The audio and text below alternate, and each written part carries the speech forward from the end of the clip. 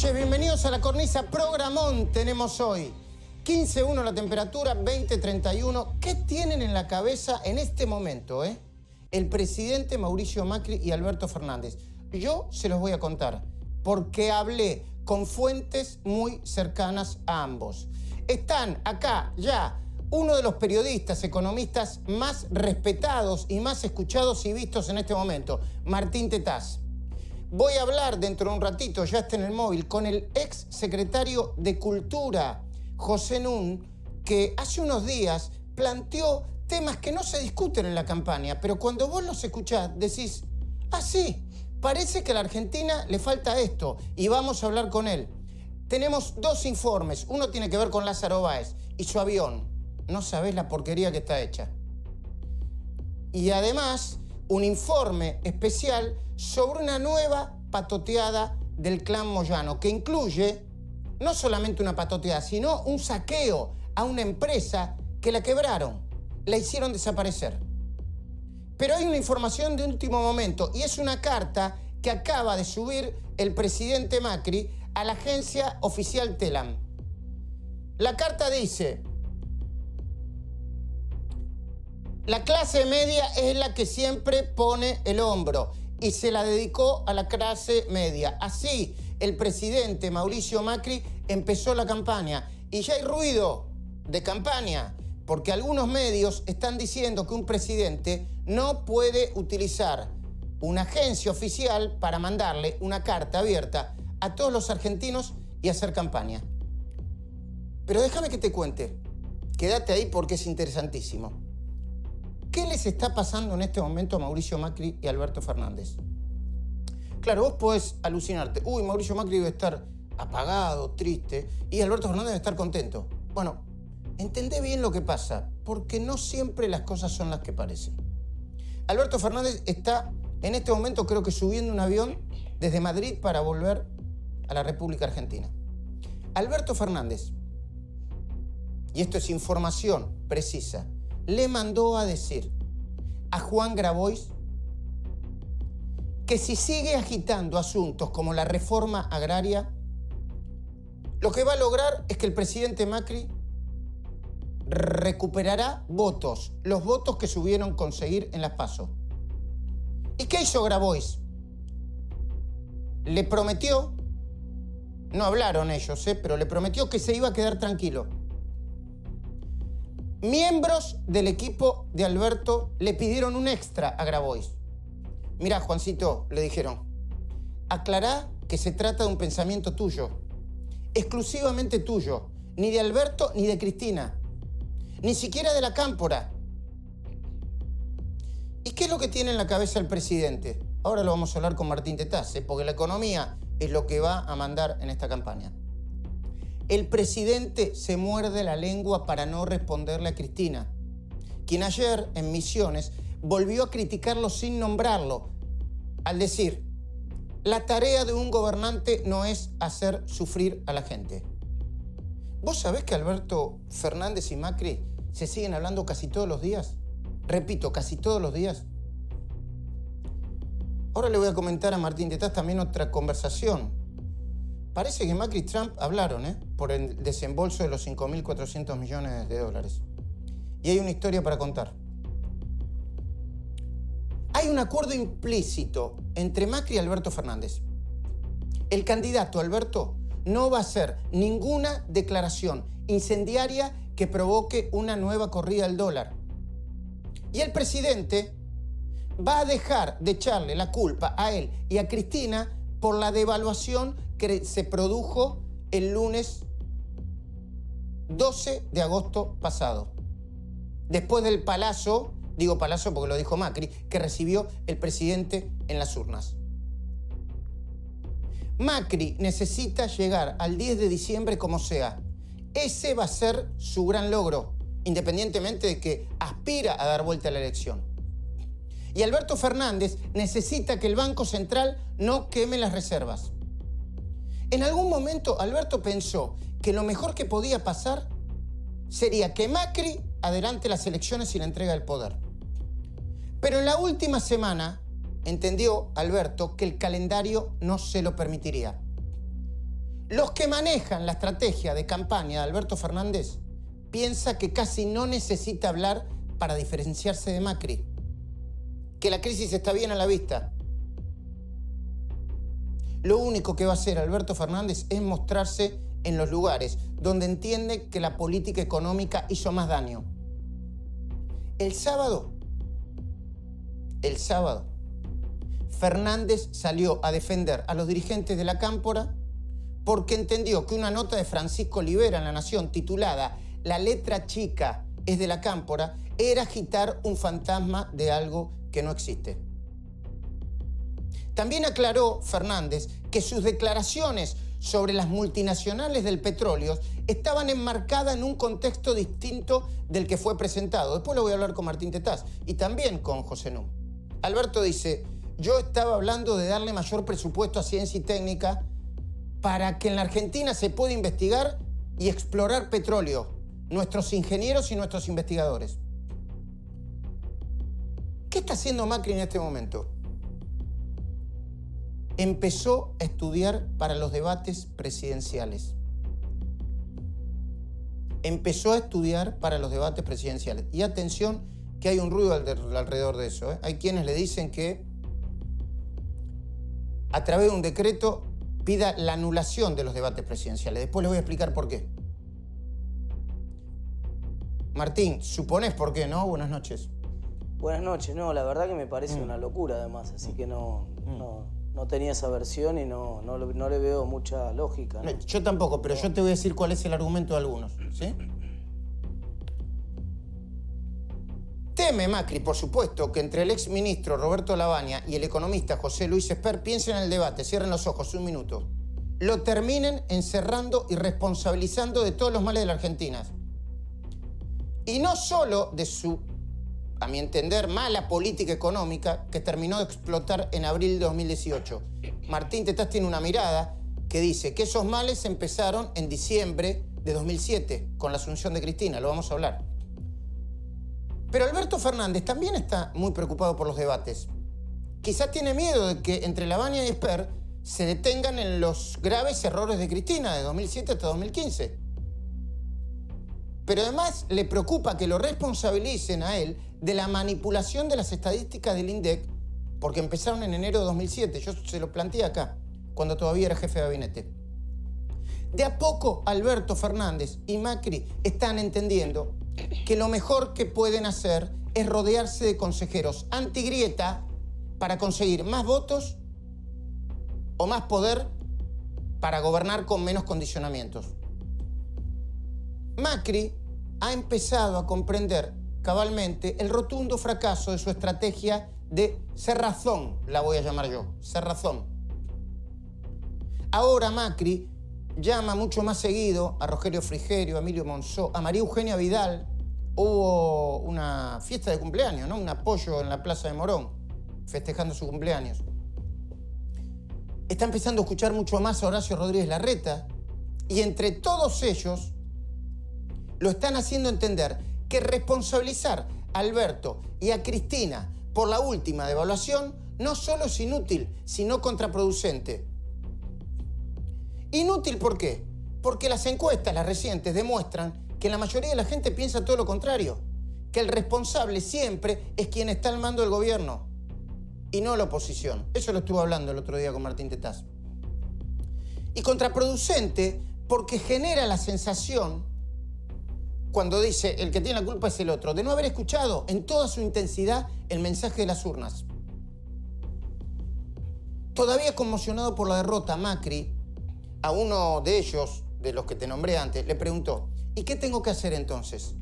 ¿Quedarme quieto como una paloma indefensa hasta que el cazador por Alberto Fernández apriete el gatillo y me termine de matar, entre comillas? Su interlocutor le respondió: no. Lo mejor que podés hacer es recordar todo lo que hicimos bien, las obras, la defensa de la libertad de expresión, la lucha contra las mafias y la corrupción. A propósito de eso, porque estoy recibiendo muchos mensajes, yo voy a seguir muy atento lo que hagan los jueces. Gane quien gane, no se preocupen por eso. Voy a seguir muy atento a lo que hagan los fiscales y los jueces. con todos los procesados. De hecho, hoy vamos a presentar 2 informes, uno sobre Lázaro y otro sobre Moyano. Eso no va a cambiar. ¿Pero qué cree Macri ahora en este momento? Que todo eso, lo que está diciendo ahora y algunas cosas más, le será reconocido no ahora, sino cuando sea historia. Como le pasó a Raúl Alfonsín hace casi 30 años, ¿no, Martín? Sí, bueno, tal cual. Pero todavía hay una batalla que tiene que librar, ¿no? Y está dispuesto, ¿eh? Ah. Alberto, por su parte, sabe que tiene en su discurso 2 elementos muy controvertidos. Los voy a charlar acá con Sergio Massa, cuando venga el mano a mano. El primero, su ambigua posición sobre Venezuela. A mi entender, una dictadura que carga, entre otras cosas, con más de 6.000 muertos y asesinatos sin juicio previo. Después hablemos del hambre y de los más de 4 millones de venezolanos que están repartidos por todo el mundo. El otro, su defensa de la inocencia de Cristina Fernández. Alberto insiste en su postura de que todos los acusados deben atravesar el proceso en libertad y se opone a la denominada doctrina Irurzún de encarcelar a quienes hayan intentado entorpecer la investigación por su poder y sus contactos.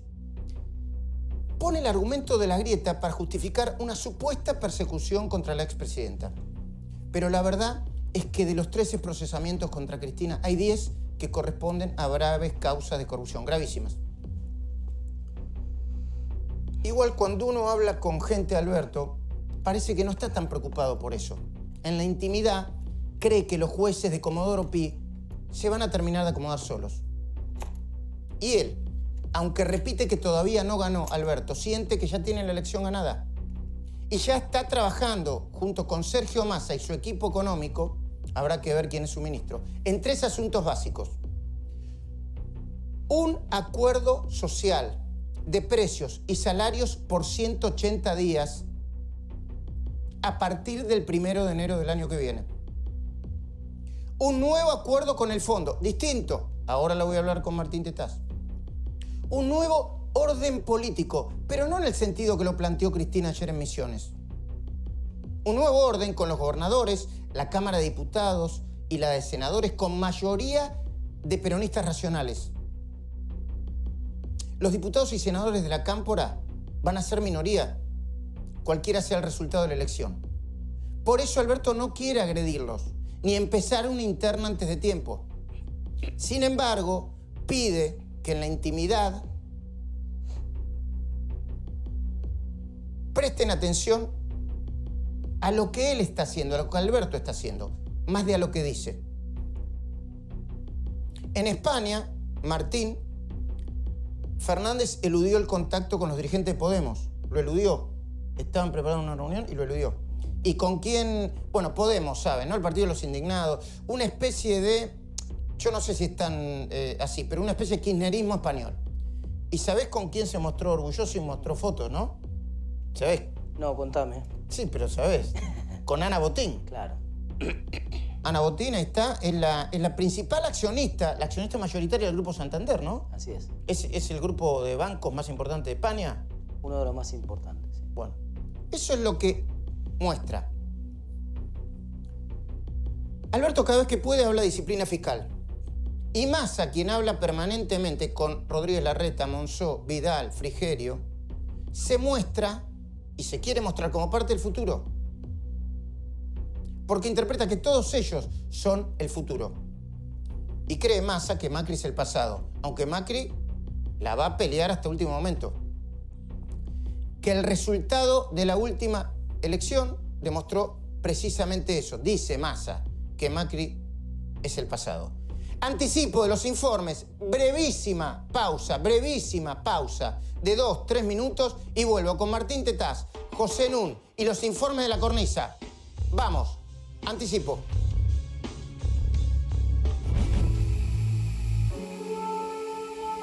Este es el corralón de materiales El Ombú, que funcionó hasta abril del año pasado, pero dejó de funcionar porque su dueño, Ricardo Vázquez, no se dejó extorsionar por el sindicato de camioneros de los Moyano. Ricardo, ¿qué es lo que pasó con su corralón de materiales El Ombú? Mandaron a Moyano, a Matanza, a... ¿Qué Moyano? Hugo Moyano, de Camioneros, a apretar a todos los corralones para que pasemos la gente de empleado de comercio a camioneros. Me robaron todos los camiones. Me destruyeron. Es un mal, esto es un mal. Esto me da dolor. Me da dolor del alma, porque trabajé mucho, lo que peleé para tener esto.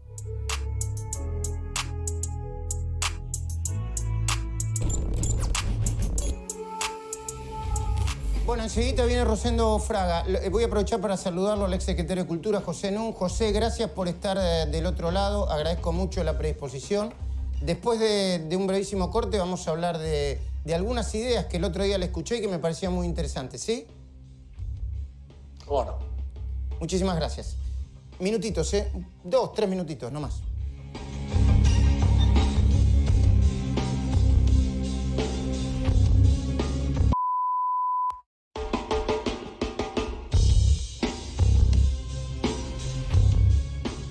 Bueno, les recuerdo que en unos minutos más va a estar en vivo Sergio Massa, que ya llega Rosendo Fraga, que vamos a hablar con José Nun. El otro día lo veía y me impactó mucho los temas nuevos de la campaña que incorporó y de los que nadie está hablando, ¿eh? Y que tiene que ver con impuestos, con una... Si ustedes me dejan avanzar un poco más, con una reforma impositiva. Pero, Martín, ¿quiénes son los responsables de que estemos como estemos ahora, con este dólar, con esta incertidumbre, esta semana un poco más calmada? ¿Alberto Fernández de Cristina o Macri y su gobierno? Bueno, el gobierno de Macri tiene una gran responsabilidad en todo lo que ocurrió hasta el día 9 de agosto. Recibió con un dólar real del orden de los 15 pesos y terminó con un dólar de 45 en la previa de las elecciones. Es decir, todo lo bueno y lo malo que había hecho el gobierno estaba claro, ya era evidente y los mercados lo tenían incorporado. Pero lo que siempre explicamos en la facultad es que todos los activos financieros, el dólar, las acciones, los bonos, el precio de esos activos financieros es un precio que mira siempre hacia adelante, que mira las expectativas hacia adelante, que tiene que ver con lo que yo espero. Yo compro una acción, no por lo que ganó la acción el año pasado, sino por lo que creo que va a valer. Sino por lo que creo que va a ganar el año que viene, ese es el dato central. Entonces, todo dato pasado ya está incorporado en el precio de cualquier título. Si vos el 12 de agosto tuviste un montón de acciones que se derrumbaron, hasta 70% llevan a caer las acciones argentinas, bonos que se cayeron, el riesgo país llegó a 2.500 puntos. Y dólar que voló, porque en realidad no es que voló el dólar no se movió. Nosotros tenemos esa ilusión siempre de que se mueve el dólar. En realidad se derrumbó el peso, se derrumbó la confianza en la moneda. La gente quiso sacarse de encima el peso porque supuso que se lo iban a licuar, que se venía un fenómeno de inflación, que se venía... Y eso evidentemente tiene que ver con la novedad. La única novedad que ocurrió entre el día 9 y el día 12 de agosto fue el resultado de la PASO. Entonces, ahora, dicho eso, por supuesto, vos hiciste un comentario que tenés razón en la introducción, que la gente hace bien en pasarle la factura al presidente porque la responsabilidad... Una cosa es que el disparador haya sido el resultado electoral y que la gente se asustó porque ganó el candidato que dijo que quería el dólar alto, ganó el candidato que dijo que iba a reestructurar la deuda, que iba a pagar todo emitiendo con LELIX. Entonces es razonable que haya pasado lo que pasó el día 12. Luego del 12 en adelante, la administración de la crisis obviamente le corresponde al que es el presidente en ese momento, ¿no? Entonces hasta el último momento, hasta el día 10 de diciembre, esto como lo que pasaba a fin de año cuando en el 2015, acordate, gana Macri y entonces se aceleran los precios en el último mes de Cristina, ¿te acordás? Entonces se pasó mucho esa factura, decía, no, están acelerándose los precios porque el mercado ya asume que va a ganar un presidente más liberal, que va a liberar los mercados, etc. Bueno, puede ser, eso era un dato válido como punto de análisis, pero también es cierto que la responsabilidad de controlar y manejar la economía hasta el 10 de diciembre de 2015 era de la presidenta. Martín, el dólar 58, ¿está bien? Está más que bien, está más que bien. Cuando vos mirás los resultados de la cuenta corriente, lo que nosotros llamamos la necesidad de dólares del país por sus transacciones habituales, nosotros ya con un dólar de 45 llevábamos 10 meses consecutivos de superávit comercial. En la cuenta de turismo llevábamos el turismo receptivo creciendo al 20% y el turismo emisivo cayendo al 16%, o sea, mucha menos gente saliendo porque el dólar estaba ya bastante más caro. O sea que ese dólar alcanzaba, y además es un dólar, Luis, que está, este dólar es 58, 33% más caro de lo que estaba el dólar de salida del cepo y 77% más caro de lo que estaba el dólar del 2015.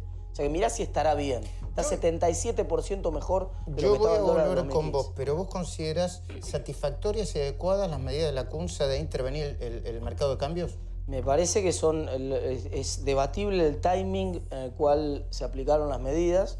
Es decir, el reperfilamiento que se hizo de las letras, ese probablemente se podría haber ahorrado si el control de cambio se aplicaba una semana antes, digamos. Todo esto con el diario del lunes. Esto fue un día a día y donde seguramente fueron viendo lo que podían hacer.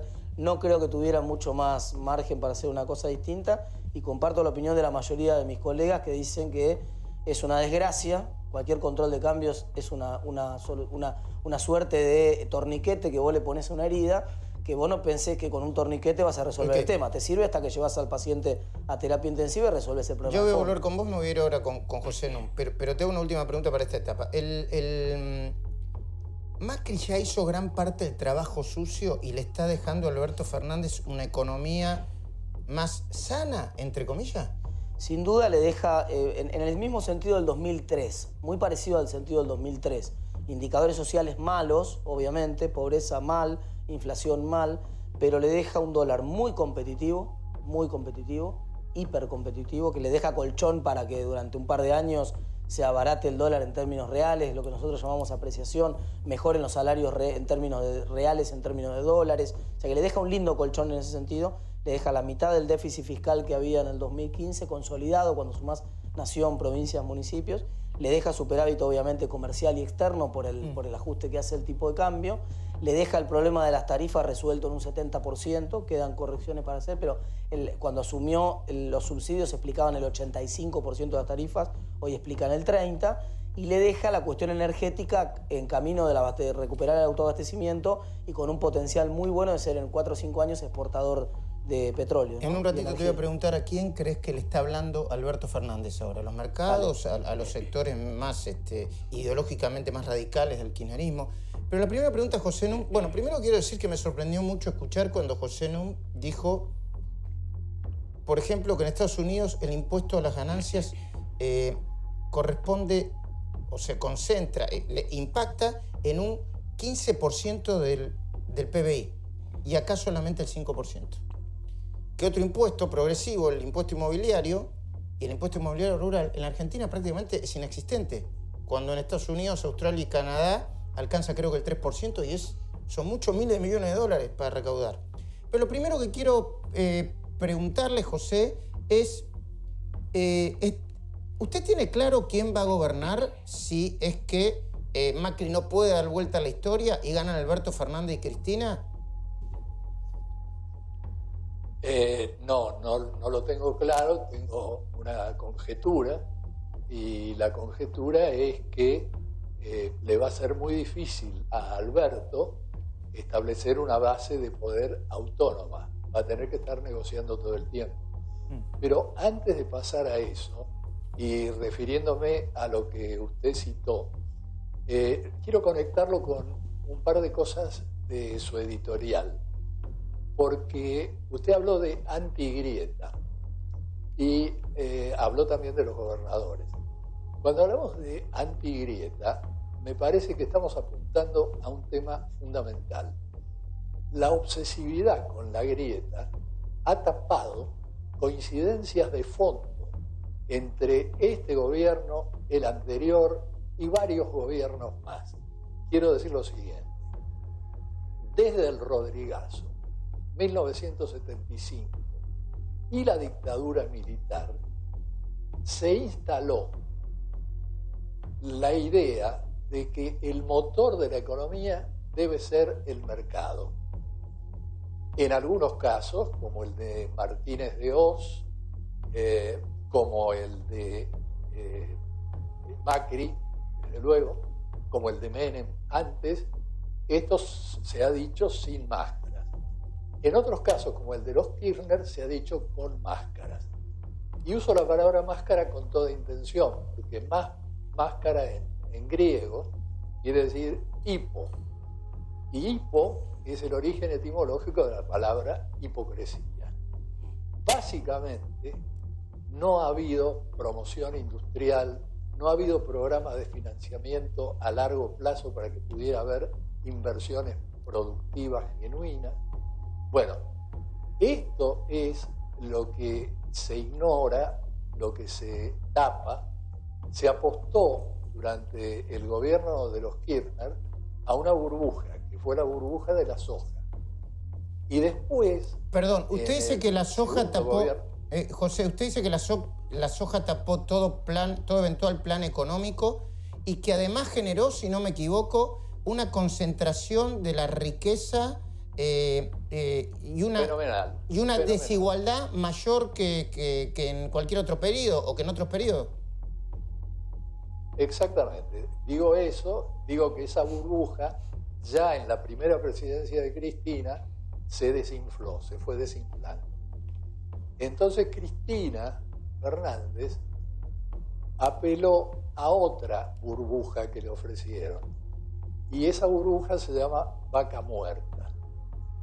Ignoró totalmente el tema de las energías renovables y concentró, en cambio, el interés en estos hidrocarburos no convencionales.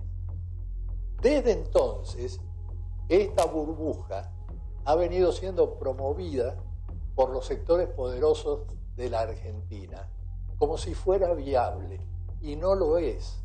Es un engaño. Vaca muerta es muy poco viable económicamente. Y por otra parte, en 10 años, ya la explotación de este tipo de energías extremas va a ser historia.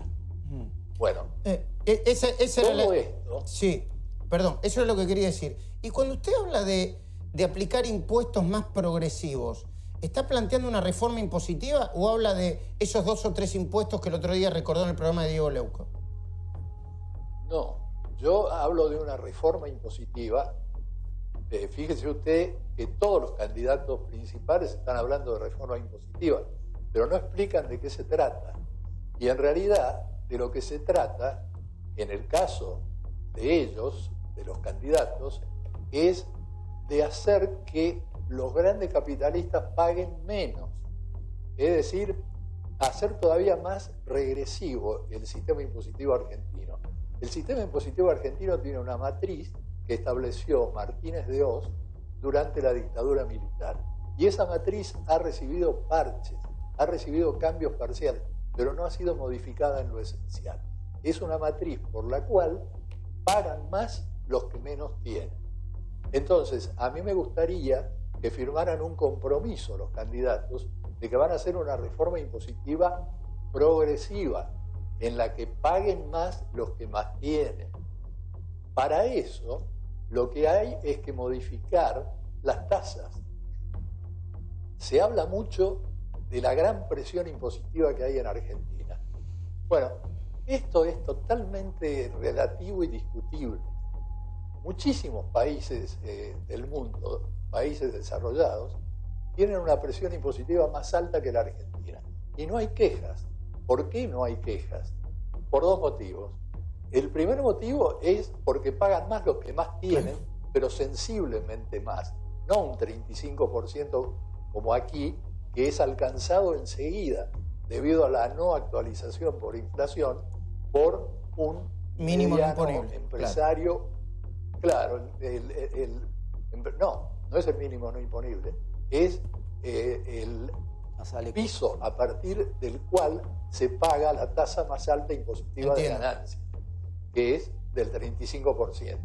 Bueno, en Estados Unidos esta tasa es muchísimo más alta y en este momento una de las candidatas del Partido Demócrata, Elizabeth Warren, encabeza una campaña para que a partir de determinado nivel de ingresos esta tasa llegue al 73-74%. Acá no pasamos del 35%. Podríamos muy fácilmente llegar al 45-50% y eso no afectaría a las inversiones. Porque la otra mentira que se propaga es que las inversiones dependen de la tasa impositiva. Es falso. Las inversiones vienen o no vienen según haya previsibilidad, seguridad jurídica, condiciones de trabajo razonables y posibilidades de proyección a mediano y largo plazo. La tasa impositiva es secundaria. Pregúntele a cualquier gran empresario. Yo creo que Martín está de acuerdo con eso, ¿no? Yo tengo algunas coincidencias con NUN y muchas diferencias. Está claro que la estructura tributaria argentina está mal. Está claro también que hay una presión tributaria fenomenal, sobre todo cuando uno considera que hay muchísima gente que no paga impuestos en Argentina y que entonces el total de los impuestos terminan recayendo de manera exagerada sobre personas y empresas productivas. Es decir, no se puede pagar para producir. El criterio de impuestos sobre la producción que hay en Argentina, el criterio de impuestos sobre el empleo que hay en Argentina, es decir, hay un montón de impuestos que están mal puestos y coincido con NUN en que los impuestos a las ganancias tiene que ser el impuesto más importante y tiene que haber menos peso de impuestos como por ejemplo el IVA, impuestos al consumo. Pero cuando, pero cuando José Nun habla del impuesto inmobiliario o el impuesto inmobiliario rural, es cierto que yo me fui a fijar a ver si era cierto las alícuotas que decía José Nun que pagaban. Pagan muy poco, ¿no, Nun? Claro. Bueno, justamente ese tema se conecta con el tema de los gobernadores. Antes de mencionar el tema de los gobernadores, yo le quiero señalar a Martín que la presión no es tan alta en Argentina. Hay muy mala composición de esa presión. Es alta para la clase media. En otros lugares, es alta para los que pagan, claro. O sea, es alta para los que pagan impuestos. O sea, ese es el problema. El problema es que... Exactamente. Claro. Y bueno, pero justamente... Exactamente. Entonces el problema es que la actividad productiva está ahogada por los impuestos. Yo coincido por eso con usted que están muy mal puestos todos los impuestos, pero lo concreto es que la actividad productiva está completamente ahogada por los impuestos y tenemos que tratar de ver cómo hacemos para que la actividad productiva tenga menos, no más impuestos. Claro, lo que pasa es que la presión impositiva es mucho más alta en otros países desarrollados. ¿Y por qué no hay quejas? Claro, es que eso... No hay quejas por... ¿Me deja agregar un punto por supuesto, por supuesto. ¿Por qué no se quejan? ¿Por qué no se quejan? Porque la presión impositiva está asociada al gasto público. Esto ya lo decía el fundador de la economía moderna, Adam Smith. Adam Smith decía que los impuestos deben estar regidos por un principio de equivalencia. Es decir, yo pago impuestos, pero el gobierno me tiene que devolver los impuestos que yo pago en escuelas públicas de alto nivel, en hospitales públicos modernos. Ahora, si no hace todo eso, entonces la presión impositiva es una pura carga. Entiendo, José. Y déjeme hacer esta pregunta conectándola con lo que está diciendo. ¿Cómo no? Usted señala, y yo comparto, que entre los impuestos más regresivos está el de los ingresos brutos, que es el que cobran todas las provincias. ¿Y por qué lo cobran? ¿Cómo? ¿Por qué lo cobran? ¿Por qué lo cobran, Luis? Era la segunda referencia. Usted mencionó a los gobernadores. Bueno, lo que pasa es que buena parte de los gobernadores de la Argentina son estancieros, son latifundistas, como por ejemplo el candidato a vicepresidente del doctor Labaña, ¿no es cierto?, que se ha fotografiado en la revista Caras vistiendo uniforme de estanciero, ¿no es cierto?, en su estancia. Entonces, es bastante explicable, ¿no es cierto?, que Guido Infran u otros gobernadores no tengan absolutamente ningún interés en hacer una evaluación fiscal de los campos como corresponde. José, el resultado de esto es que recaudamos 10 veces menos en términos del PBI por concepto del impuesto inmobiliario rural de lo que hace Australia, de lo que hace Canadá, de lo que hace Estados Unidos. Y déjeme hacerle recaudamos exactamente el 0,3%. Déjeme hacerle esta última pregunta, por lo menos en esta etapa. Ya llegó Rosendo Fraga. Gracias por venir, Rosendo. Gracias por invitarme. Un domingo, sé que trabajas mucho, pero nos interesa mucho tu mirada. Lo que dijo Grabois en el sentido de impulsar la reforma agraria, más allá del ruido que generó en el Frente de Todos, ¿usted comparte la idea, no la comparte? ¿Cree que es para hacer más ruido político y que revela otra grieta más en el Frente o no? Por supuesto, yo creo que es para hacer puro ruido político, que no tiene sentido, que tiene sentido hacer estas revisiones que estoy sugiriendo. Y le quiero señalar un punto final para esta parte de la conversación. Yo dije que el mercado había sido adoptado como motor de la economía desde 1975 hasta ahora. Y esto me parece incontestable, Martín. El hecho se refleja en dos indicadores que hacen de Argentina otra vez un país infortunadamente único en el mundo. Desde 1975 hasta ahora, el PBI per cápita, es decir, la riqueza del país, creció a un ritmo del medio punto anual, mientras que la pobreza creció al 7% anual. Muy bien. José, es 7%, tasas chinas para la pobreza. Muy claro. Y medio punto para el PBI. Claro, muy claro. Ahora volvemos a eso.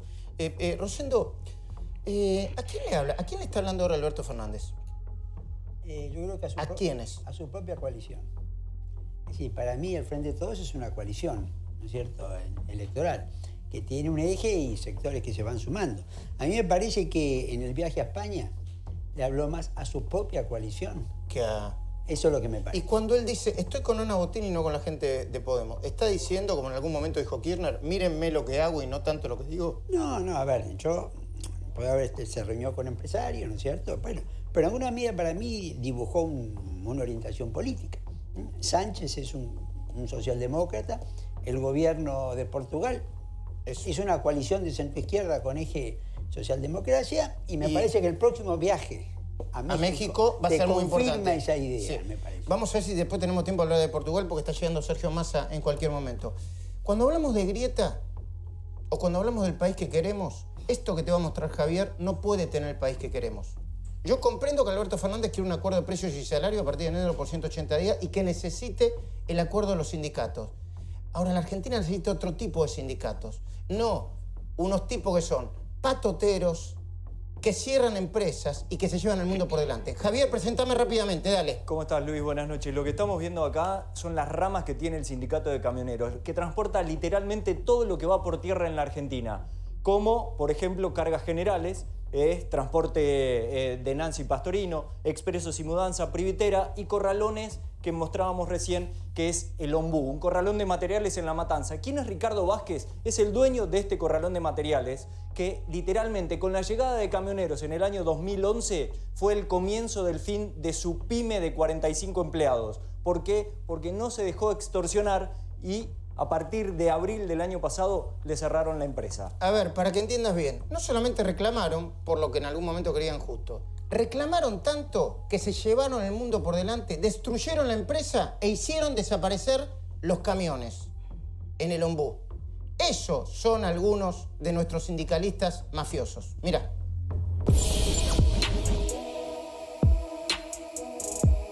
El año pasado denunciamos cómo Nancy Pastorino, la vicepresidenta de Expreso Pontevedra, fue extorsionada por el sindicato de camioneros. Si no viene, lamentablemente vamos a tener que hablar con los dadores de carga y cortarle el laburo. No debo plata a nadie. No tengo plata, no tengo ningún empleado en negro. Y basta de aprete, basta, estoy cansada. El 28 de julio de este año también te mostramos las prácticas extorsivas, el bloqueo y los aprietes de los muchachos de Hugo y Pablo Moyano para que la empresa de transporte Privitera incorpore a un empleado que había sido despedido e indemnizado. El mencionado bloqueo, aunque parezca mentira, duró 67 días. Y ahora vas a conocer una nueva historia de extorsión en la que el clan Moyano fue tan destructivo que hizo desaparecer a la empresa. Me robaron todos los camiones, me destruyeron. Este es el corralón de materiales El Ombú, que funcionó hasta abril del año pasado, pero dejó de funcionar porque su dueño, Ricardo Vázquez, no se dejó extorsionar por el sindicato de camioneros de los Moyano. Ricardo, ¿qué es lo que pasó con su corralón de materiales El Ombú? Bueno, al estar en un espacio que es del Estado argentino, el ferrocarril, por un aprete que tuve, se dio después que mandaron a Moyano, a Matanza, a... ¿Qué Moyano? Hugo Moyano, de camioneros, a apretar a todos los corralones para que pasemos la gente de empleado de comercio a camioneros. El sindicato de camioneros consideraba que el traslado de los materiales que vendía el corralón era, el chofer era camionero y no comercio, cuando en realidad no es así, porque no era el kilómetro que hacía el camión, no era el suficiente como para hacer. El motivo era liquidarlo a Ricardo Vázquez. ¿Para qué? Debe ser para quedarse con el espacio del ferrocarril en Casanova, que se manotearon toda la playa. Ese lugar en donde tenía el corralón era un contrato que tiene con los ferrocarriles, que el ferrocarril le concede o le da en esos lugares para trabajo a distintas personas, en general hay corralones, pero hay varias cosas más, justamente para que no sea usurpada, ni se convierta en una villa, ni tomada. Y en ese marco él lo renovaba de acuerdo a los plazos, iba renovándolo sin ningún problema, con distintas gestiones en el gobierno. Me apretaba el ferrocarril por acá, Moyano por este lado.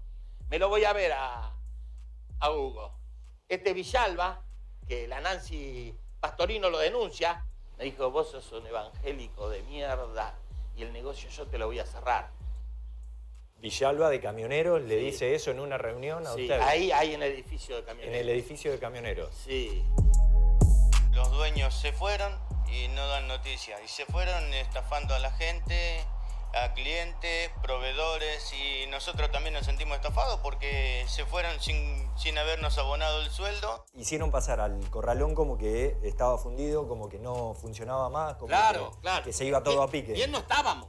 Yo nunca negué. Porque dice, no, que debe. ¿Qué pyme no debe? A ver, el delegado me decía, ¿cuándo vas a cerrar el corralón?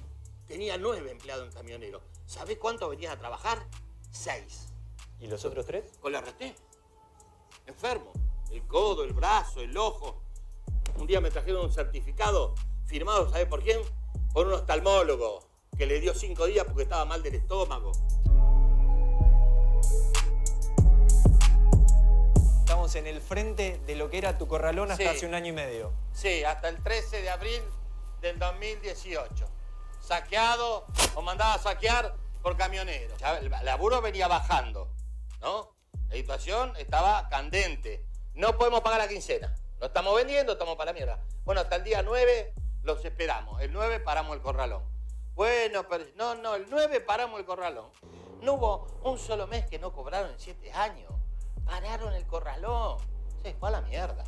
En el caso de Ricardo, terminó con lo irreversible que es con su corralón cerrado, sin poderle pagar a la gente, amenazado de muerte, de que si llegaba a ese lugar iba a ser muerto él o su esposa o sus hijos.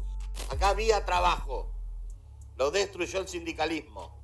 La extorsión sistemática de los camioneros nos dijo, bueno, cerró porque no se quisieron pasar a camioneros, entonces vengan que yo les doy trabajo.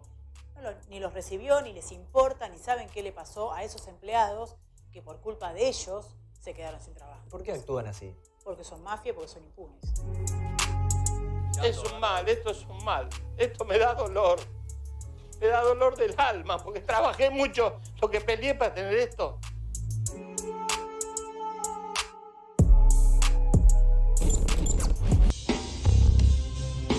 Apasionante este programa de La Cornisa con Martín Tetaz, con Rosendo Fraga, con José Nun, que nos recibió en su casa con un móvil y a quien dentro de un rato le vamos a pedir una reflexión con todo lo que tomemos de esto. Pero recién estamos hablando del debate de la cuestión económica y de la cuestión política. Le pregunté a Rosendo a quién le habla Alberto cuando habla de economía, y a quién le habla Alberto cuando habla de justicia y de corrupción, Rosendo. Yo te digo, yo creo que le está hablando a su misma coalición, ¿no es cierto? Es decir, el Frente de Todos es una coalición electoral, más allá de que, es más, hay 16 partidos en ese frente y una serie de sectores. Creo que, pero evidentemente acá simplifico, peronismo, kirchnerismo, ¿no es cierto? Me parece que está hablando a su propia coalición, en esto, ¿no es cierto?, en estos términos. No creo que esté hablando al votante indeciso. No. Y vos me decías, Martín, que, bueno, escribiste o lo leí por ahí o leí una desgrabación, que es casi un milagro que junto por el cambio, con la devaluación, con los precios, con la inflación, con la pobreza, esté siendo derrotado en las PASO, pero más o menos competitivo. ¿Por qué? Porque hay una cosa que tiene que ver con la lucha contra la mafia, contra la corrupción, que se identifica con eso. Bueno, evidentemente la sociedad, hay una grieta en la sociedad, la sociedad valora un montón de cosas, pero también es cierto esto que te decía, digamos, es muy difícil, que también lo hablábamos con Rosendo recién. Yo no conozco un antecedente en la historia de un gobierno que con una devaluación de la magnitud de la que hubo el año pasado, con 55% de inflación, todavía tenga chance electoral. O sea que realmente la situación económica le juega muy en contra al gobierno, y encima, por más que para mí, para tantos otros colegas, esté muy claro cuáles fueron las causas de la que se haya agravado después de las PASO, bueno, la gente, ¿viste? La gente dice, mira, yo no estoy bien con la economía, si no estoy bien con la economía, es difícil que acompañe al gobierno. Y la otra discusión que tuvimos durante, intercambio de ideas que tuvimos durante semanas anteriores con Rosendo y con otra persona, era si los votos aseguraban la impunidad. Yo entiendo que no, que mucha gente que votó a Alberto y a Cristina tampoco quiere impunidad. Y miren lo que les va a presentar Agustina. Este es un símbolo de la corrupción del kirchnerismo, un símbolo de impunidad, que extrañamente, que coincidentemente o paradojalmente, está, perdón por lo que voy a decir, está hecho pelota. Es nada más y nada menos que el avión en el que Lázaro Báez aterrizó en San Fernando minutos antes de meterlo preso. Agustina, buenas noches, dale. Buenas noches, Luis. Exactamente, es este avión, el Rockwell Commander, uno de los menos conocidos de Lázaro Báez, pero no por eso exento de polémica. Este avión estuvo en el centro de una denuncia de Carlos Urlich, en ese entonces un dirigente radical. Según esa denuncia, este avión pertenecía a la flota de gobierno de Chaco y se le vendió a Lázaro Báez por un precio irrisorio cuando Capitanich era el gobernador. Hoy esa historia de precios irrisorios se repite porque después de estar más de 2 años a la intemperie en el aeropuerto de San Fernando se va a vender por menos de la mitad de su valor. Miren cómo está por dentro este avión que estuvo 2 años a la intemperie y que hoy está ahí, acumulando deudas en el aeropuerto de San Fernando. Mirá porque es imperdible, míralo.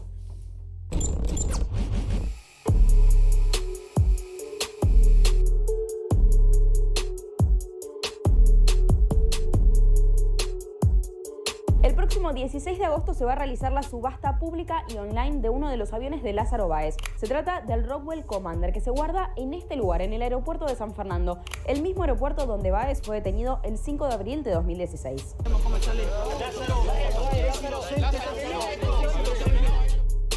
Bueno, este es uno de los aviones que utilizaba Lázaro Báez, una empresa vinculada con Lázaro Báez, que está secuestrado hace más de 3 años y que la última vez que voló fue en el año 2016, comienzo de enero del 2016, y que es desde ese momento que no tiene ningún uso.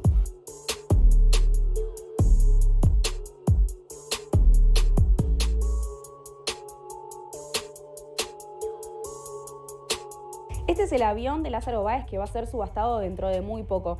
Está tasado en más de $200.000, sin embargo, hoy se ofrece a precio de outlet. Está fijado básicamente en la mitad de precio, a partir de $110.000.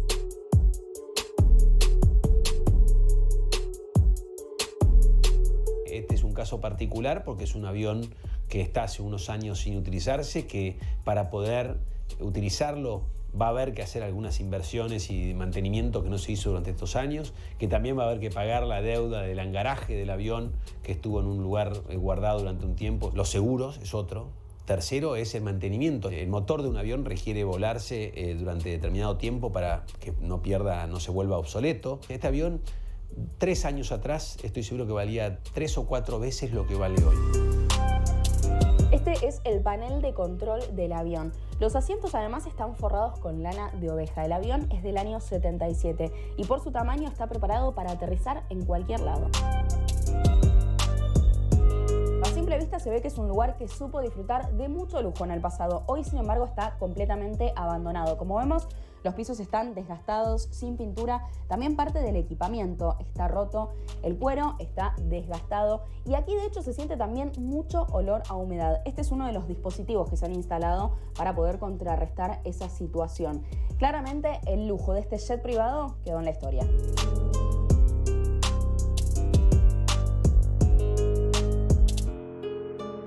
Está en plena vigencia, el decreto no fue rechazado por ninguna de las 2 cámaras en el Congreso de la Nación Argentina, con lo cual ese DNU, que arrancó como un DNU, tiene rango de ley y hoy está plenamente vigente. No tiene sentido que los argentinos paguemos por mantener un bien, en este caso un avión, que es costoso de mantener y que el Estado no necesita.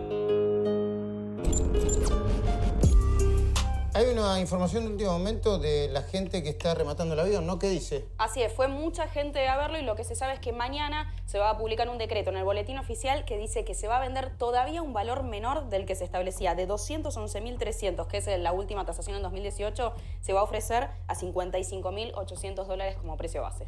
Gracias, Agustina. Y hay otra información de último momento y que dice que se va a postergar un importante juicio oral que es Otesur y Los Sauces. ¿No es así, Hugo? ¿Me contás por qué? Claro, exactamente, porque el Tribunal Oral Federal número 5, en donde se lleva adelante ese juicio, todavía no estableció la fecha porque argumenta que los expedientes, es decir, las cajas donde están los archivos, están en manos del fiscal policía. ¿Te acordás que pidió el edificio de la Armada frente a los tribunales de Comodoro Pi para conservar la documentación? Es tanta la documentación que el tribunal asegura no tener las condiciones mínimas para preservarla y por eso demoran el juicio que, ya dijimos, va a comenzar seguramente en abril del año próximo. Y antes de la conclusión de Rosendo, de Martín, de José Nun, hay otra información de último momento y dice que va a juicio oral un proceso que involucra a Cristóbal López, un nuevo proceso que involucra a Cristóbal López, a Fabián de Sousa y a José Sanfelice. ¿Me lo contás, Hugo? Dale. Exactamente, Luis, nos preguntamos si la justicia sigue avanzando y este es un claro ejemplo en donde la Cámara Federal deberá decidir y confirmar los procesamientos contra Fabián de Sousa, Cristóbal López y Osvaldo Sanfelice, el ex socio de Máximo Kirchner. ¿En qué causa? Fíjate vos, vamos a resumirla en estas placas. La Cámara Federal deberá decidir justamente si confirma los procesamientos y la causa se llama Agosto Sociedad Anónima, que es una empresa de Sanfelice para la adquisición de los bienes que luego les alquilaría, fíjate vos, Cristóbal López y Fabián de Sousa, le dan plata a la empresa Agosto de Sanfelice para que compren bienes, maquinaria, y luego le paga por el alquiler de esa maquinaria. Claro. Esto es lo que investigó el juez Ercolini. Fíjate, vamos a ir pasando el resto de las informaciones. Ercolini dispuso el embargo de los bienes justamente de las empresas de López y de Sousa y también de la empresa Agosto hasta cubrir la suma de casi 80 millones de pesos. Además, ordenó el franqueo de las cajas de seguridad de los acusados. De López y de Sousa, recordemos que ya están procesados, detenidos y en pleno juicio oral en el marco de la causa por evasión de impuestos a los combustibles líquidos de la petrolera Hoy Combustibles. En la causa por la empresa Agosto, esta nueva que estamos contando, el juez lo procesó por lavado de activos, en concurso real también por asociación ilícita, por el que también están procesados en la causa que están en pleno juicio oral. Avanzamos. El delito en este caso es el desvío de fondos a la firma Agosto por parte de Índalo. Esos fondos, esto es lo importante, serían parte de los que no se pagaron de la empresa Hoy Combustible que no pagaba la FI. Lo último, Ercolini entendió que la firma, esto es importantísimo, del expediente fue constituida y funcionó como una sociedad pantalla, lo que permitió canalizar dinero ilegítimo que finalmente llegó a manos del nombrado persona de extrema confianza de la familia Kirchner. Atención con este dato porque es un nuevo juicio oral que la Cámara deberá decidir ahora si lo continúa o no. ¿Cómo será la justicia en el año que viene? Y depende de quién gane. Bueno, mira, en esta historia, normalmente, ¿viste? Cuando un gobierno llega y tiene consenso, la justicia tiende a no enfrentar. Cuando los gobiernos se desgastan o debilitan, la justicia se les pone más severa. Esto no debería ser así, pero creo que históricamente ha sido así, ¿no es cierto? Y no creo que sea demasiado diferente ahora. ¿Macri puede ser juzgado por decisiones de político-económica que tomó, como sugieren algunos? No creo, no veo ninguna decisión. Digamos, por ejemplo, la Carta Orgánica del Banco Central, se habló mucho sobre las intervenciones del Banco Central, digamos, muy clara al respecto. El Banco Central siempre se comportó de manera profesional vendiendo a precios de mercado, una gran diferencia con lo que era el Banco Central del 2015 y por lo tanto no veo que ninguna medida de política económica del gobierno sea sujeto de cuestiones judiciales. Martín Tetaz, ¿mercados esta semana los ves en el mismo ritmo que la semana pasada? Ojalá continúe. Lo que vimos la semana pasada es que se frenó, el lunes arrancó con mucho miedo y ese miedo, en la medida que el control de cambios funcionó razonablemente bien, se fue disipando hacia fines de la semana. La historia que contaban todos los bancos con los que hablábamos era que los primeros días estaba lleno de gente y que ya el viernes, ya después de las 3 de la tarde no iba nadie. Entonces, bueno, la verdad que si no hay sorpresas con el dólar y se mantiene el dólar oficial tranquilo y la brecha con el paralelo tampoco explota, entonces es probable que la presión sobre el mercado ya se... Gracias, Martín. Acaba de llegar Sergio Massa, enseguida damos un mano a mano con él. Sergio, gracias por venir. Buenas noches. Buenas noches. Bueno, José Nun, le pido síntesis en el cierre para preguntarle ¿Qué gobierno se imagina? Ya dijimos que Macri va a querer seguir peleando para ver si da vuelta la historia, pero ¿qué gobierno se imagina, ya que estuvo en un primer gobierno de Néstor Kirchner, con Alberto Fernández, Cristina Fernández de Kirchner, bueno, Massa, los gobernadores, los intendentes, etcétera, etcétera? Me imagino un gobierno bastante autoritario y en este sentido yo creo que va a seguir avanzando el malestar con la democracia. Y quiero terminar con dos reflexiones. Por favor. En primer lugar, yo creo que la desinformación del público contribuye a que dirigentes políticos tomen medidas que son absolutamente inconsultas. Por ejemplo, yo invitaría a su audiencia a que se tome el trabajo de leer el artículo 70 de la Constitución Nacional y va a ver que dice que cualquier funcionario que, diputado o senador, sea querellado públicamente, puede ser desaforado. De ninguna manera la Constitución avala la, entre comillas, doctrina Pichetto de que se necesita condena firme para desaforar. ¿Y la otra, José? Basta con que haya una querella. Y la otra observación es que la contracara de la enorme pobreza que hay en Argentina, por lo menos 34% de la población, la contracara son las notables fortunas que se han acumulado en estos años. Es decir, la contracara es la gran desigualdad que hay en nuestro país. Y esto conduce a mi reflexión final. Fíjese cómo la ideología ha instalado en los medios, en la población, la idea de que hay dos alternativas: o emitir moneda, lo que genera inflación, o endeudarse. Sí, sí. Y ha eliminado absolutamente la idea de que se puede gravar a los que más tienen. Nun, gracias por el móvil, gracias por habernos atendido. Rosendo, muchísimas gracias por haber estado acá. Gracias por invitarme. Martín, muchísimas gracias por haber estado acá. Volvemos y hablamos con Sergio Massa. Los Haroldos, vino fino con Ángel. Los Haroldos State, mucho más de lo que esperás.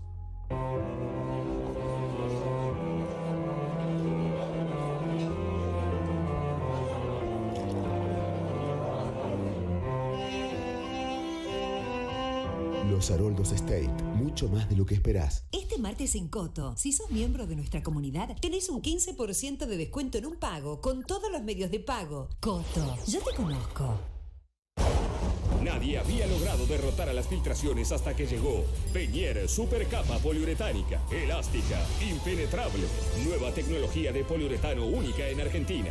Venier, la Supercapa poliuretánica. Si te sentís libre, te sentís seguro.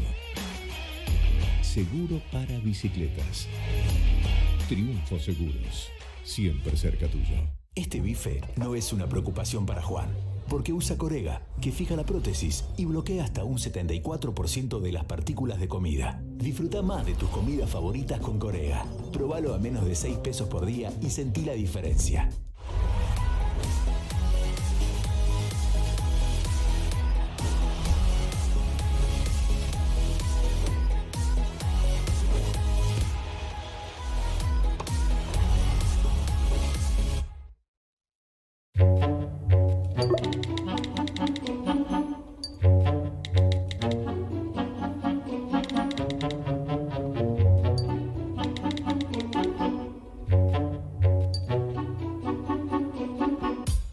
Claucol Design, una pastina decorativa para el tomado de juntas. Muy fácil de aplicar. Colores con efecto glitter, perlado y mucho más. Es antimanchas, súper lavable y resistente.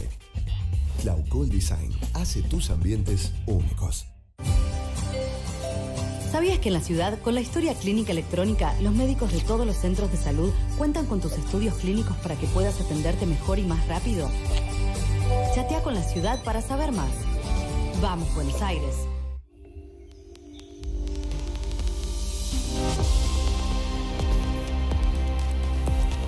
Facciamo parquet da generazioni unendo genialità e natura. Blistone Jordán, pisos de madera. Un equipo de última generación para tratar pacientes con cáncer. Centro Oncológico Sunchales. Para rendir al máximo, es necesario descansar bien. Los colchones Beauty Rest de Simmons, con espumas de alta performance y resortes de acción independiente, no solo te permiten dormir mejor, te harán vivir más despierto. Este martes en Coto, si sos miembro de nuestra comunidad, tenés un 15% de descuento en un pago con todos los medios de pago. Coto, yo te conozco. Bueno, Massa, gracias por haber venido. No, por favor, gracias por invitarme. Bueno, yo voy a dejar para el final algunas preguntas sobre el ruido que generó Grabois y algunas otras cuestiones como la Cámpora y el tema judicial. Pero quiero ir a la actualidad. ¿Está de acuerdo con el control de cambios que acaba de implementar el gobierno? Estamos de acuerdo que el gobierno tuvo que tomar medidas por el fracaso de la política económica. Medidas de urgencia y medidas drásticas. Obviamente que la Argentina de hoy no es la Argentina del pasado en el que la gente ponía pesos y reclamaba dólares, con lo cual los dólares y los pesos están bien diferenciados en el sistema financiero. No es 2001. No, para nada. Pensar que tenemos los riesgos del 2001 es no entender que el sistema financiero argentino aprendió y mucho. En todo caso, lo que me parece es que estamos frente a la foto final del fracaso de un programa económico que todo el tiempo puso el ojo en la economía financiera y se olvidó de la economía real, de la economía productiva. Cuando usted genera 5 o 6 sectores grandes ganadores de la economía y deja de mirar que la Argentina tiene en el mercado interno el grueso del motor de la economía y se obsesiona con darle buenas tasas a los que especulan, a los que timbean, y se olvida de que esas buenas tasas del que timbea van en contra del que produce, claramente tiene estos resultados. El dólar a 58 pesos, ¿es un precio justo? ¿Refleja la realidad? Mire, acá el problema es que Argentina tiene que generar dólares. Argentina tiene que dejar de pedir prestado y generar dólares propios. Argentina necesita, primero, un sistema impositivo absolutamente distinto con un régimen diferenciado para las pymes, 30% menos de presión impositiva para las pymes. Eso va a suceder a partir del 10 de diciembre con Alberto presidente en una reforma tributaria profunda que vamos a encarar, porque además hace falta simplificación en el sistema tributario en la Argentina. La gente no entiende que paga 400 distintos tipos de impuestos, que no sabe qué paga, qué no paga. Pero además la presión impositiva para las pymes, que son el sector exportador de la Argentina, o el sector o uno de los sectores es demasiado que alta. Mejor puede exportar para la Argentina de valor, es demasiado alta. Hay un número, un país es como un avión que tiene 3 turbinas, la turbina del mercado interno, en Argentina representa casi el 75% de la potencia. Y las exportaciones y la inversión representan muy poquito. Nosotros tenemos que hacer crecer exportaciones. Uruguay, por ejemplo, exporta el doble contra su PBI que Argentina. Proporcionalmente, claro. Entonces, inexorablemente, si no mejoramos nuestro nivel de exportaciones, todo el tiempo nos faltan los dólares que consumimos. Y entonces, el problema del precio del dólar no es si es alto o es bajo.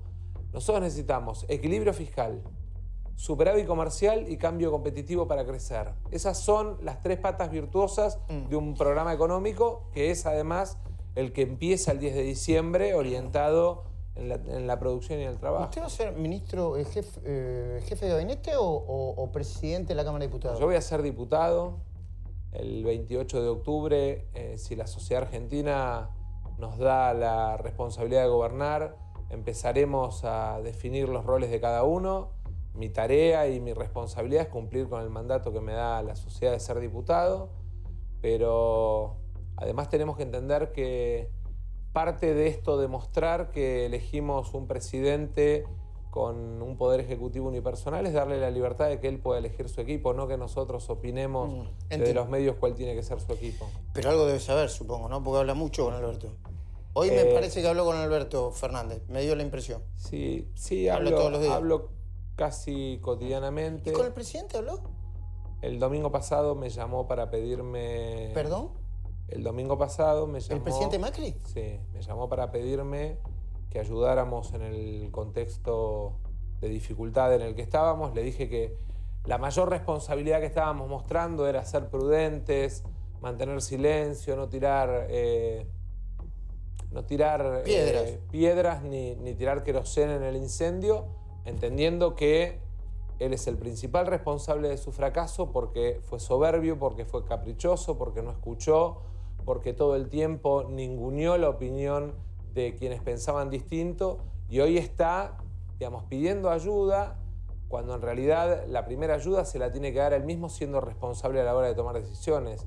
La reacción, digamos, por momentos del presidente tirando de la piola y queriendo jugar al candidato que transgrede es muy mala, porque los argentinos lo que esperan es un presidente que el 10 de diciembre entregue un país con reservas, que haya reabierto la discusión con el fondo. Pero competir tiene que competir, ¿no? Por supuesto que tiene que competir y ojalá que además tengamos en la oposición desde el 11 de diciembre a la mayor cantidad de referentes de Juntos por el Cambio apostando a construir sobre la base del diálogo y del disenso de ideas y del aporte de ideas la tarea que tenemos, que es la de volver a poner de pie a la Argentina. ¿Y qué piensa sobre el reperfilamiento o reestructuración de la deuda que encaró el gobierno, que planteó la CUNS? Mire, Argentina tiene tres grandes acreedores. El Estado argentino, que tiene el 25 o 30% de los bonos, un 40% de acreedores individuales, que son los sujetos pasibles de este reperfilamiento. Acreedores privados. Y un 30% que hay, digamos, un acreedor privilegiado, que es el Fondo Monetario Internacional. Ahora, ¿cuál es el problema? Que en realidad lo que estamos es atragantados como país en lo que es el proceso de digestión de la deuda por los vencimientos del fondo. El acuerdo que el gobierno celebró con el fondo fue de un grado de improvisación, de una falta de perspectiva de largo plazo para la Argentina, de una falta de mirada del perfil de deuda argentina realmente reprobable, realmente grave para lo que el país necesita. ¿Y entonces? Entonces, para nosotros el desafío más importante es rediscutir y redefinir el programa de facilidades extendidas o stand-by o como lo quieran llamar con el fondo. Nosotros tenemos que rediscutir los vencimientos con el fondo. No puede ser que el fondo diga, soy acreedor privilegiado y además cobro antes que todo el resto. Porque hay muchos bonistas que en todo caso le prestaron y confiaron en la Argentina mucho antes que Argentina llegara al prestamista, sí, al usurero del barrio, ¿no? Porque en definitiva el fondo actúa como el usurero del barrio. Te saca la hipoteca de tu casa, te toma en garantía el reloj. Bueno, esto es lo que está haciendo el fondo. O sea que hay que renegociar el acuerdo con el fondo. Si Argentina renegocia bien su acuerdo con el fondo, a lo mejor ni siquiera es necesario que tenga que reperfilar su deuda privada. O lo hace de manera voluntaria o lo hace, digamos, con aquellos tenedores de bonos que quieren, entendiendo que Argentina tiene capacidad de pago, mejorar la perspectiva de sus bonos, pero no de una manera compulsiva o de una manera que nos lleve otra vez al lugar en el que nosotros, el Frente de Todos, Alberto, Cristina, Axel, ninguno de nosotros quiere estar, que es en el de los que no pagan, no cumplen con sus obligaciones. Ahora hay un tema importante, Luis, porque este gobierno viene asumiendo obligaciones de pago a costa del dolor de la gente. Y lo que nosotros tenemos es la responsabilidad de hacer valer esa legitimidad del voto, ese apoyo de la gente, para discutir con el fondo, con la autoridad de decirle, miren, al gobierno al que ustedes le prestaron mal, la gente no le cree y no lo quiere. Y a los que les planteamos un camino en el cual de la mano les pagamos porque crecemos, es a los que la sociedad argentina respaldó. O sea, ustedes, Fondo Monetario, tienen el desafío de acompañar ahora a la Argentina en la elección que hace la ciudadanía. Y por eso es tan importante, mire, hay 4 millones de argentinos que no eligieron a Macri, pero que no nos eligieron a nosotros. Que votaron a Labaña, que votaron a Gómez Centurión. Sí, al Po. Yo les pido que nos acompañen porque necesitamos la mayor legitimidad posible. Para renegociar con el fondo. Para que la Argentina tenga potencia para renegociar esta deuda con el fondo. Sergio, ¿cuál es su mirada sobre Venezuela? ¿Es una dictadura? No, bueno, yo ya fijé posiciones públicas. Creo además que el gesto de haberme juntado con la embajadora de Guaidó es claramente un reflejo de cuál es mi posición. Creo sí que no puede Es una haber... dictadura. Es un gobierno que tiene actitudes dictatoriales, que ha perseguido y encarcelado opositores, que ha perseguido estudiantes, que ha asesinado estudiantes. Y sin duda alguna, Luis, lo mejor que nos puede pasar es que Venezuela encuentre en paz, una salida democrática. ¿Es partidario de congelar aumentos de tarifas? Lo primero que tenemos que hacer es terminar con el curro que se armó alrededor del sistema energético. Por ejemplo, cuando usted mira el mercado eléctrico. Mire, acá se habla de los inversores y del cumplimiento de la palabra con los inversores y los contratos. Y usted tiene ejemplos de empresas extranjeras que vinieron, invirtieron en la Argentina, construyeron una central hidroeléctrica, generación por turbina eólica, paneles solares, y que tienen un contrato y que tienen un valor que el Estado argentino en la compra en el mercado eléctrico les toma. Y después tiene señores que tienen centrales obsoletas, que se amortizaron hace 30 o 40 años, que cobran al mismo o mayor valor, muchas veces en el spot, el mega de energía. Hay que diferenciarlo. Por supuesto. Y en ese caso, además, uno ve claramente la mano de la discrecionalidad de los amigos del poder, que en cualquier otro gobierno se llamaría corrupción y en este, como queda más coqueto, se llama conflicto de intereses. Entonces, los Nicolás Caputo de este mundo con Central Puerto, o los Enel, italianos, familia amiga del presidente Macri. La pregunta es, ¿por qué en el spot le venden con centrales obsoletas más caro que aquellos que vinieron a la Argentina a invertir, a apostar en energías renovables, a generar?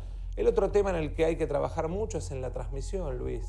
Pues nosotros, si seguimos generando energía pero no tenemos líneas de 500, nunca vamos a poder darle a nuestra industria, por ejemplo, el nivel de capacidad de demanda que tenemos. Entonces, sí.